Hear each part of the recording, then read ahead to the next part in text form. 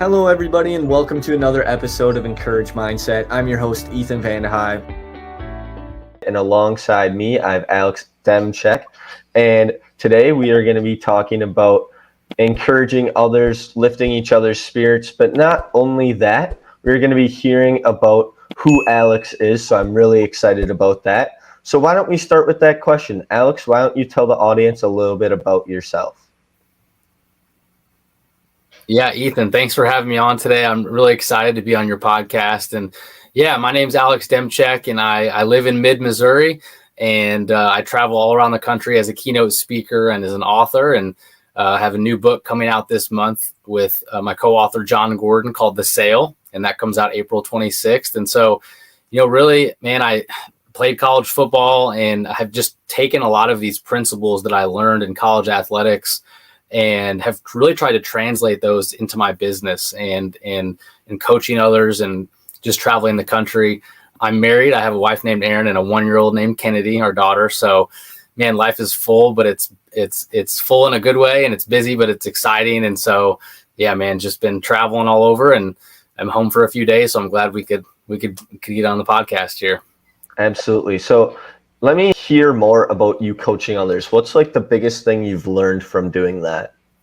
Yeah, I think we've all learned so many lessons these last 2 years, right? Just through what we've all been through. I mean, whether you're a college student or you're in business, I mean, we've all had to pivot in different ways. And so, gosh, I would just say what I've seen in my business the last 2 years is obviously even something like the Great Resignation, for example, where all these people are leaving their jobs. People, whether you're millennial, Gen Z, Gen Alpha, people are looking to be part of something, I think, that's bigger than themselves. And I think the whole pandemic has caused people to really reflect in a lot of different ways and say, you know what, do I really want to go on this path? Or, this job that I don't see myself doing, do I want to keep doing this? And I think it's caused a lot of us, including myself, to make some of these pivots and these changes and really be introspective. And so I think what I've been trying to focus on with my different coaching clients, or when I have the chance to go speak to a college or a business, it's really just about, man, what kind of platform do you have, whether it's big or small, and then what are you doing to leverage that platform? What are you doing to, just like what you're doing with your podcast, what are you doing to be a positive voice amidst all the negativity? Because it's like every day we have an opportunity to just scroll on social media or turn on the news and read about, not that those things are bad, they can be a tool, right? Like social media can be a great tool, but it can also be something that's harmful if we're not careful. We don't have guardrails in place and are intentional. And so, man, I would just say for me, I just want to help people, enhance their leadership and ultimately just maximize their potential in life. Because I think when you look back at the end of your life, you're going to look back and say, man, how did I use the gifts and abilities that I had to make this place better? And so I think when you look at it from a long-term view like that, it starts to reframe your decisions and that kind of the things that you pursue in life. Exactly. So, Alex, you kind of hit on the point of wanting to help other people, which is amazing. I don't know if you ever heard of the book called Go Giver by Bob Burg and John Mann, but book. Really, that book has inspired me to want to help other people. I don't know if you've had a book or something that kind of is like an awe moment that made you want to help people, but if you have had that moment, what kind of was that moment for you? Yeah, well, that's a great book, and that's awesome that you're already reading books like this. Well, I'll just give a plug here. So The Energy Bus by John Gordon is how I first knew about John Gordon. I read that book as a college athlete, and I couldn't put it down. And so, fast forward a few years, I've been on John Gordon's core leadership team. I've been helping him in a lot of ways with sales, and then it turned into me doing a lot of speaking as well for different organizations. And I remember sitting in a Barnes and Noble years ago, probably about 4 years ago. And I don't know if you're familiar with John Gordon, but he's, best-selling author of 25 different books. And so I remember I was at Barnes and Noble and I put out some of his books on a table, and I knew I wanted to write books. I wanted to be a writer and a speaker just like him. And I remember putting all of his books on a table and just looking at the front cover, looking at the interior, looking at the back cover, like how does he structure these? And then I started to work on a book, and I started to collaborate with him. And, years later, we're out in California at this dinner, and he asks me, Alex, what's the next book that you're working on? And I was able to say the sale. And then we started talking and working on the book together. And I guess the reason I bring that up is not to just give a shameless plug for my book that comes out this month, but I think it does in a lot of similar ways. It's a business fable similar to the book you just mentioned in The Go-Giver. And, if it wasn't for the work that I had been putting in the unseen hours and preparing myself, when he asked me that question in California years later, hey, what book are you working on?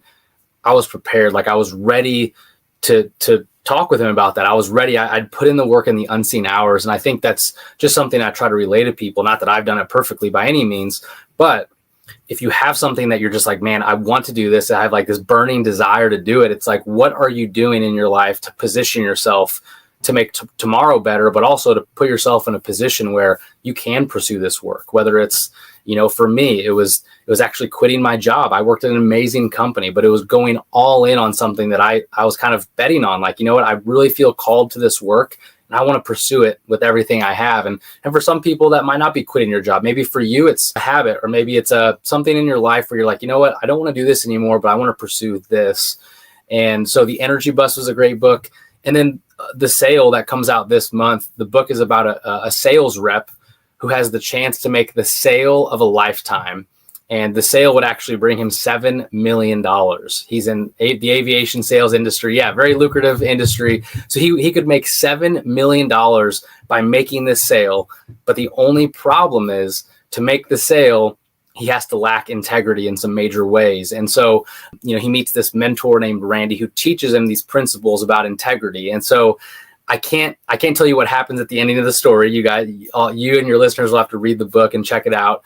But I do, there's a lot of principles that I think are relevant to you, to myself, to all of us in our leadership journeys and in life, because I think every day we have these opportunities to take these shortcuts, or, with social media, we can look on, oh, they have this, so I want that, or, but how often are we actually willing to do the right thing, to put in the work, to have kind of this delayed gratification mindset of, what, I'm honest where I'm at today, but here's where I want to be tomorrow. And how often, are we willing to say, I'm going to do the right thing, even if it's not convenient for me, but I'm choosing to do the right thing that's going to lead to long-term success. And so that's what the book's about. Just to give a shameless plug, you can check out more at thesalebook.com.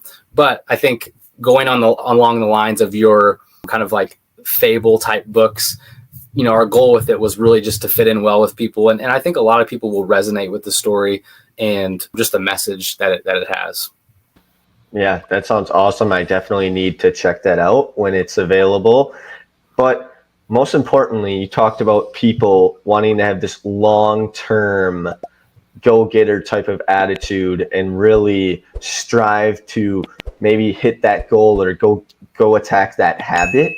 But Alex, my question to you then is, when you're attacking that habit or that new goal, when you left your job or whatever it may be, like we kind of heard from you, social media is a huge thing these days, and there's other distractions in the world.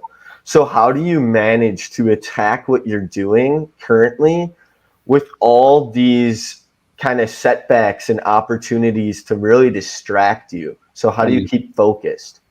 Yeah, that's a really insightful question. So, because that's so true for all of us, like, and especially now, quitting my job and now being like a full-time entrepreneur business owner, it's even crazier. Like I could spend way more time working on my business and, neglect my family, and I could put in 1 million hours a week. And because the thing is, there's always something else you could do, right? There's always something else. And the same thing with a distraction. There's always another social media app that you could scroll on, that you could continue to waste time on in some ways. And so for me, like, just to give you a practical example, like I don't even have social media on my phone. I only have it on my desktop. So, if I'm going to go check social media, it's not going to be on my mobile device, just because I know how much time I waste. That's a practical thing right off the bat. But the other thing I would say is, I have the chance to speak at a lot of universities and a lot of organizations. And I remember getting a DM from someone who was a high schooler, and he said, Alex, my older brother went off to college and became an alcoholic, and I'm going to college next year. I don't want to go down that path. Like, what's your best advice? He had heard me speak. And so it was really nice that he reached out. And I said, man, first off, great question. I said, if I'm being totally honest about your question, you need to make the decision on what type of person you want to become, what the type of person you want to be before you ever step on campus. Because the reality is, I told him, I said, there's going to be opportunities that get thrown at you all the time. And if you haven't made this decision beforehand, it's going to be really easy to maybe give in to some of these things. Right. And so I think in the same way for all of us, whether it's your business, something like that, you have to almost, you have to be, kind of like John Maxwell would say, you have to begin with the end in mind. And so you have to think like, okay, not necessarily like what job do I want to do, or, what sport do I want to play, but what type of person do I want to become in the process? Because when you start thinking about like what's my identity, what type of person do I want to become, that allows you to stay on track. Like when you understand your why, when you know why you do something, you're able to overcome obstacles and challenges that you probably would normally stop or fail. But when you have this why that's front and center, and you keep that as, hey, this is why I'm doing this. I played with college football with a guy. He was the first person to ever graduate from pretty much his entire family tree. And I remember just walking down, when they call your name out for graduation, and he went right before me. And I just remember just seeing his family just bawling. And this is a guy that's in the NFL now, and he's just an amazing guy. And he was one of the first people to graduate. And I just think back to how like that is such an important time in his life, and probably even more important in some ways than being in the NFL. In some ways, like he set the standard for his family. He now is changing the dynamic for his family tree. And so, man, when you just think about, why am I doing this? Why do I want to pursue this work? Because if you just, pursue something without the why component, I think it's really easy to quit when times get tough. Yeah, I sometimes struggle with that, and especially the why factor. I mean, the how, why sometimes, but the why, staying consistently throughout what I'm doing or what I see other people doing, sometimes I lose track of that. So that's a great point. Yeah. And I would even say on that, to your point, what you just mentioned, a quote that I think is so relevant to what we're talking about is comparison is the thief of joy. And what you were just getting at there, it's like every moment we spend, whether it's, again, social media is not bad, but when every moment we spend looking at someone's life and saying, man, why can't I have that? Like I need that, or or even worse, like I deserve that. Like I think we get in this entitlement mentality of I deserve that. Why they have that? Why can't I have that? And then what that does is not only it maybe creates resentment for that person, which they never asked for that, but we're putting that on them. But also it just takes us away from our vision, our mission of making an impact on other people's lives. And I think it can be a huge distraction and something that just leads you down this road that's like, man, if you really thought about, even us being here today talking, it's like, if you really thought about all the people in our lives who have helped us get to this point, if you think about all the blessings that we have, I mean, I'm Ukrainian. And so just, I live in Missouri, but distant family members that are in Ukraine. And so I just think about like turning on the news. If I have a bad day at work and then I turn on the news, and man, my perspective just changes, because it's like, and obviously our hearts and everything goes out to all the people in Ukraine, because it's so sad to watch. I have a 1-year-old, and it's crazy to think about how much it requires to take care of a 1-year-old, right? But imagine doing that in the subway of Ukraine right now with all these other families where bombs are going off, all this crazy stuff. And so it really just puts things in perspective, and we really think about, some of the freedoms that we have, some of the things the ways that we're all blessed individually. I think you have to really, I guess on a practical level, remember your blessings. And that's something that's really easy that I do a lot is have just like a list and write down, this is my grateful list, and just writing down that I'm thankful for this, thankful for my family, thankful for the gifts to have this job, to have all these different things. And when you look over that list, it's like, man, I think it's hard to have a bad day. It's hard to feel sorry for yourself when you read over that list, because you're just like, man, these are the things that I've been blessed with in my life. Yeah, I kind of do something similar to that. It's known as positive affirmations. Not really a grateful list, but more of a self-confidence boosting list. So on the mirror, when I walk into my bathroom, I will have a Post-it note that'll say 3 good things that I like about myself. So it'll say my smile, my outgoingness, or something along those lines. So then when I'm brushing my teeth, which you're supposed to do 2 times a day, hopefully people are doing that, you'll see it 2 times a day. And when you go to bed, that final time when you brush your teeth, you have something that will kind of put you in a positive light before you go to bed. So that's something that I've been trying to do every day, but like I said, kind of life happens sort of thing. And like you said, you have to give yourself grace, but also continue to improve on yourself by just keep pushing, even though it's a challenge. Yeah, that's awesome. Yeah. And it's like, because when you have these bad days and like, you know, you're about to see the next endeavor of your life, you know, once you graduate and go on to the next stage, it's like, you know, you get things thrown at you in your job or your work where you just kind of get beat up in some ways. And it's just like, I remember when I first made the transition from being done being a college athlete to going into corporate world. And it kind of is like you're beginning over as a rookie all over again. And there's things I feel like, you know, when it comes to a rookie mindset, whether you are truly a rookie, like it's your first year on the job, or you've been an industry veteran and have been doing your work for 20 years, I think there is something to the rookie mindset. I think there is something to that first day when you walk in, you know, maybe for you, maybe if you know, as you think about your sports career, maybe it was that first time you put on the pads, or maybe that first time you got that job that you love. Over time, things kind of fade and, you know, it becomes like the grind. But I think if we can take ourselves back to that first day when we were so excited, like I accepted this job, like I can't wait to start, or this is my first day on the job. It's like, we don't have to do this work. We get to do this work. And I think that is just such a great reminder for us all. Just like you said with your affirmations, it's like, I don't have to do this podcast. I don't have to go to work. I don't have to go to school. Technically speaking, you don't have to do those things, but you get to, and it's a privilege. And I think that's an easy mindset shift, but it takes discipline though, because when we fill our lives with social media constantly, just looking, you know, the average, I think millennial is on their phone for about 8 hours a day, which to me is kind of crazy. You know, if I think about someone in my life who's like a high impact leader and makes a huge difference in the world, I struggle to believe that a person like that is on their phone for 8 hours a day. You know, maybe they have someone who checks things on their phone for them, or I really struggle to believe, like some of the role models in my life who are really doing a lot of cool things, I struggle to believe that they are on their phones for 8 hours a day. And I think that's just a good challenge for me. It's like, you know, if I want to be in some ways like them, I need to copy their habits and do things like them. And so for me, it's like, man, I just don't want to be known for being on a device for 8-9 hours a day. I know we're not just talking about phone usage today, but I think it's relevant to what we're talking about, especially in kind of our age category, whether you're a millennial, Gen Z, Gen Alpha, all these next generations that are coming. It's like, you got a lot of them were born with now being able to use phones from an early age. And so if you're not careful and you don't use it as a tool, I think it would be a shame to look back, you know, years from now and say, man, I just wasted so many of these years just like comparing myself to other people online. Yeah, I agree. And I sometimes need to realize that myself. And Alex, I really appreciated our conversation today. Is there any like message you want to leave with Encourage Mindset? A final giveaway?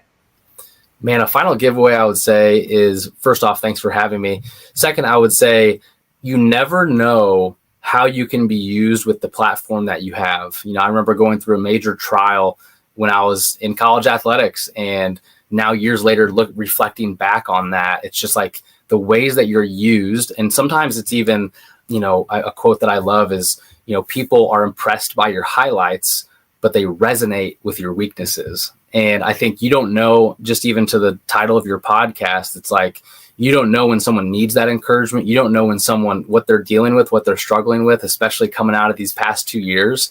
And so what are you doing to use your platform, to leverage your platform, to not only encourage others, but to make them better in the process? And I think if you have that mindset, the encouragement mindset, as your podcast says, it's like you're not only going to be better yourself, but you're making other people better around you. Perfect. Well, thank you very much for coming on to the show today. Really appreciate it. And let's stay in touch. And once again, do you want to plug your new book coming out? Yeah, thanks, Ethan. So it comes out April 26th, and it's called The Sale, and you can check it out at thesalebook.com. And I'm doing a book signing at Barnes & Noble April 30th. But yeah, April 26th is when it comes out. It'll be in every bookstore in America. It's called The Sale. And yeah, I'd love to connect and stay in touch. And yeah, excited for you to read the book as well. So if you're ready to grow, hit that subscribe button, drop a comment, and let's build a mindset that empowers and transforms.